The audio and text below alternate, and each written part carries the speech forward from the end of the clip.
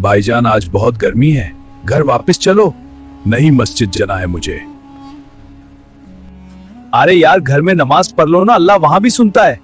मस्जिद की नमाज का अजार अलग होता है, तू नहीं समझेगा। बाबा जान थक गए, एक चाय पी लो, नमाज बाद में पढ़ लेना। जो कदम अल्लाह के घर की तरफ उठते हैं उन्हें थकन नहीं लगती। एक दिन की बात है भाई, आज नहीं कल चले जाना मस्जिद। कल कल कहते कहते लोग कब्र में जा पहुंचे, वो गलती मैं नहीं करूंगा। ये लोग भी यही सोचते थे, आज नहीं कल। नहीं नहीं, वो अलग बात थी, वो अलग थे। तू मुझे रोज रोकता है लेकिन आज नहीं। चल हट मेरे रास्ते से। ठीक है, देखता हूं तू जाता है या नहीं। ये रोज रोज का ये मुझे पसंद नहीं। तेरे पसंद ना आने से ही मेरा ईमान और मजबूत होता है। नहीं, अंदर नहीं सकता मैं, अंदर नहीं। यही तो तेरा इतना दुख है ना। अल्हम्दुलिल्लाह आ गया तेरे घर या रब। जो उठते हैं सिर्फ अल्लाह के लिए, शैतान उनका कुछ नहीं बिगाड़ सकता।